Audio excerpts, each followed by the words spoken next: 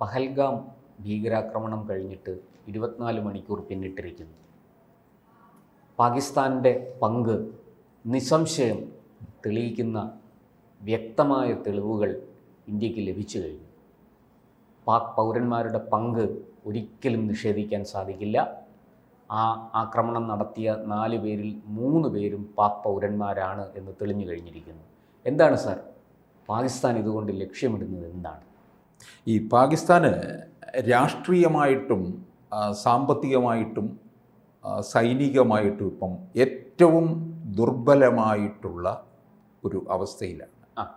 അവർ പലപ്പോഴും ഇത്തരത്തിൽ ദുർബലമായിരിക്കുന്ന അവസ്ഥകളിലൊക്കെ തന്നെ കാശ്മീരിലും ഭാരതത്തിലുമൊക്കെ ഭീകരാക്രമണം നടത്തുന്ന ഒരു രീതി മുൻകാലങ്ങളിലും ഉണ്ടായിട്ടുണ്ട്. മുമ്പൊക്കെ അത് ഒരു 15 വർഷം കൂടുമ്പോൾ അതിനിടെ വലിയ ഭീകരാക്രമണങ്ങൾ പതിവായിരുന്നു.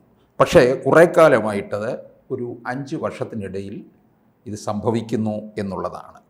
ഇപ്പം ഇവിടെ നടന്ന ആക്രമണത്തിന് പിന്നിലുള്ളതെന്ന് പറയുന്നത് ഇപ്പോൾ ഈ മതം നോക്കി അല്ലേ, ഐഡൻറ്റിറ്റി നോക്കിക്കൊണ്ടുള്ള ഒരു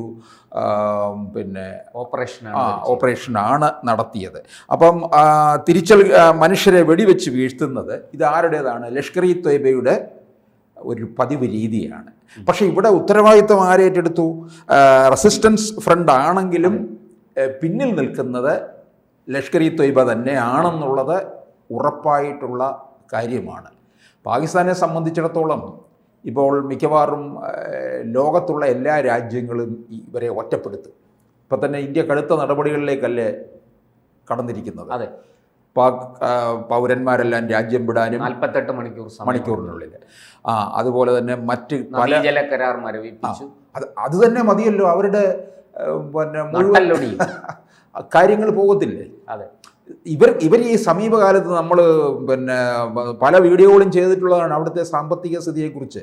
പെട്രോളിനൊക്കെ വില കയറിയതും നിത്യോപയോഗ സാധനങ്ങൾ കിട്ടാനില്ല, അതിന് ഉണ്ടാകുന്ന വിലവർധനവും, അവിടെ ഉണ്ടായിരുന്ന ചെറുപ്പക്കാർ ഒരു ഫേസ്ബുക്ക് പോസ്റ്റ് വരെ ഇട്ട് നരേന്ദ്രമോദിയെ വിളിക്കുന്നു, ഞങ്ങളുടെ രാജ്യത്തെ രക്ഷിക്കൂ എന്നും പറഞ്ഞ്. അപ്പോൾ അവിടെയും കുറച്ച് നല്ല ആൾക്കാരുണ്ട് ഇത്തരത്തിലുള്ള ഭീകരപ്രവർത്തനത്തെ എതിർക്കുന്നവർ. പൊതുവെ സമാധാനമായിട്ട് ജീവിക്കാൻ ആഗ്രഹിക്കുന്നവരാണ്. ഇപ്പം നമ്മൾ നോക്കണം, ഇത് പാകിസ്ഥാൻ്റെ മുമ്പിൽ നടന്നിട്ടുള്ള ഈ പുൽവാമയിലും ഉറിയിലും ഒക്കെ നടന്നത് അവിടെ ആരെയായിരുന്നു? പത്താൻകോട്ടും. ഇവിടെ പുൽവാമയിലും ഉറിയിലും നടന്നത് സൈനികരുടെ നേർക്കായിരുന്നു.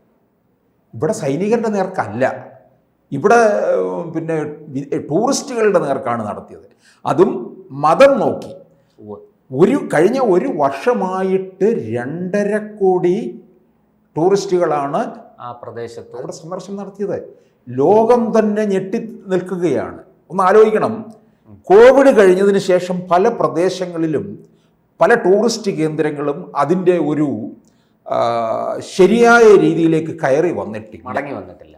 ഇപ്പം നമ്മുടെ കേരളത്തിൽ തന്നെ തിരുവനന്തപുരത്ത് കോവളം കോവിഡിന് മുൻപുള്ള ആ ഒരു കാലത്തിലേക്ക് വന്നിട്ടില്ലെന്നാണ് അവിടെയുള്ളവർ പറയുന്നത്. വിനോദസഞ്ചാരികളുടെ ഒഴുക്കും ഒന്ന് തടസ്സപ്പെട്ടിരിക്കുകയാണ്, അല്ലെങ്കിൽ അതിനൊരു കുറവ് വന്നിരിക്കുകയാണ്. അവിടുത്തെ മാർക്കറ്റും അത്തരത്തിൽ ഉണർന്നിട്ടില്ല എന്നാണ് ഇപ്പോഴും അവർ പറയുന്നത്.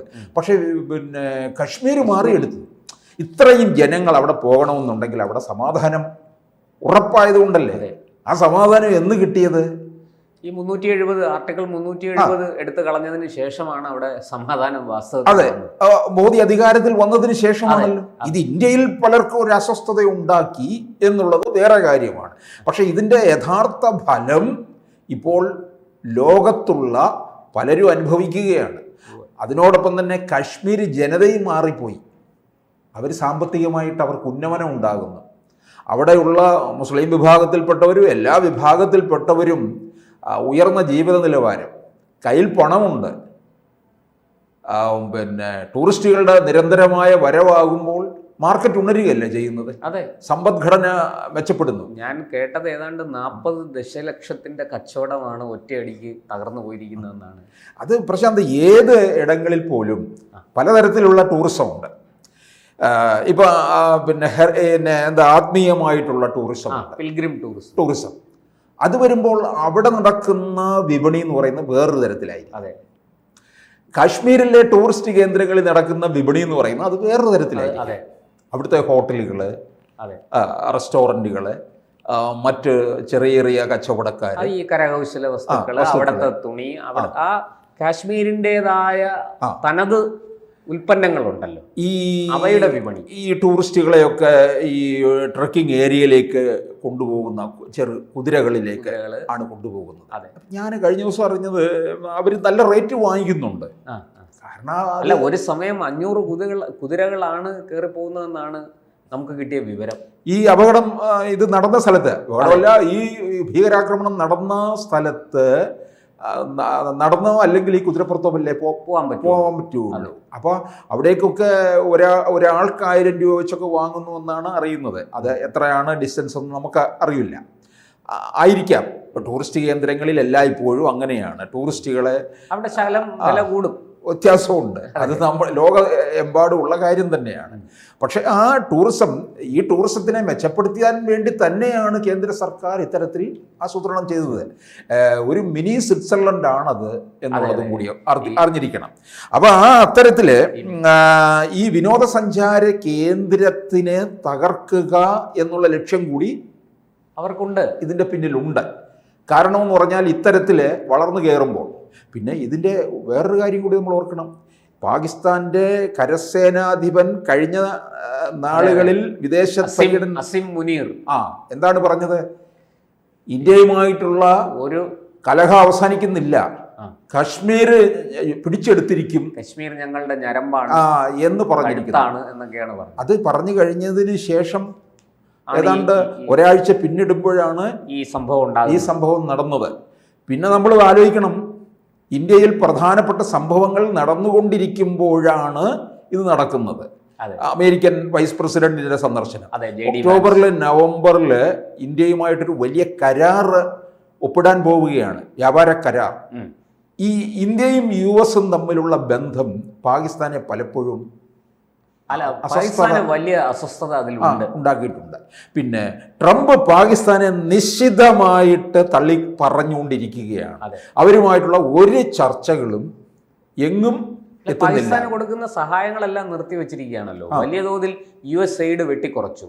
പാകിസ്ഥാനും ബംഗ്ലാദേശിനും കൊടുക്കുന്ന ഫണ്ട് പല കാര്യങ്ങളിലും, ആരോഗ്യ വിഷയങ്ങളിൽ ഉൾപ്പെടെ, ആരോഗ്യ മേഖലയിൽ ഉൾപ്പെടെ അമേരിക്ക കൊടുത്തിരുന്ന ഫണ്ടുകൾ മുഴുവനും അവർ വെട്ടിക്കുറച്ചു. ഈ ഫണ്ടുകളൊക്കെ വകമാറ്റി സൈനിക ആവശ്യങ്ങൾക്കും ഇതുപോലെ ഈ ഭീകര പ്രവർത്തകരെ പ്രോത്സാഹിപ്പിക്കുന്നതിനും അവർക്ക് പരിശീലനം കൊടുക്കുന്നതിനും ഒക്കെയാണ് പാകിസ്ഥാൻ ഉപയോഗിച്ചിരുന്നത്. അതൊക്കെ വളരെ കൃത്യമായിട്ട് ട്രംപിൻ്റെ കൈവശം ആ തെളിവുകൾ എത്തിയതോടുകൂടി ട്രംപ് വളരെ കൃത്യമായിട്ട് അതെല്ലാം വെട്ടിക്കുറച്ചു. ട്രംപ് വെറുതെ ചാടിക്കേറി ഈ സഹായങ്ങൾ അങ്ങ് നിർത്തുകയല്ല ചെയ്തത്. ട്രംപിൻ്റെ കയ്യിൽ കൃത്യമായിട്ട് തെളിവുകൾ കിട്ടിയിട്ടാണ് ട്രംപ് അത് ചെയ്തിരിക്കുന്നത്. ഞാൻ ചോദിച്ചോട്ടെ, പാകിസ്ഥാനിലെ ഭരണാധികാരികൾക്കോ പിന്നെ സൈന്യത്തിനോ സേനാധിപന്മാർക്കോ അവിടുത്തെ ജനങ്ങളുടെ ക്ഷേമം വല്ലതും താല്പര്യമുണ്ടോ? പിന്നെ ആരോഗ്യത്തിന് അങ്ങനെ ഉണ്ടായിരുന്നെങ്കിൽ സാർ ഈ പട്ടിണി അവിടെ വരുമോ? ആരോഗ്യം, ഞാൻ ചോദിച്ചോട്ടെ, ഒരു രാജ്യത്തിന്റെ ഫണ്ട് ഏറ്റവും കൂടുതൽ ഉപയോഗിക്കുന്ന ആരോഗ്യം, വിദ്യാഭ്യാസം, ഭക്ഷണാവശ്യങ്ങള്, പ്രതിരോധം, ഇതിനൊക്കെയല്ലേ? ഇത് മുഴുവൻ ഈ ഒടുക്കത്തെ ഈ തീവ്രവാദത്തിന് വേണ്ടി വിനിയോഗിച്ചുകൊണ്ടിരിക്കുകയാണ്. ഇവർ നശിച്ചുകൊണ്ടിരിക്കുകയല്ലേ? മിക്കവാറും അത് മുഴുവൻ ആ രാജ്യം മുഴുവൻ തകർത്തെറിയുകയാണ് വേണ്ടത്.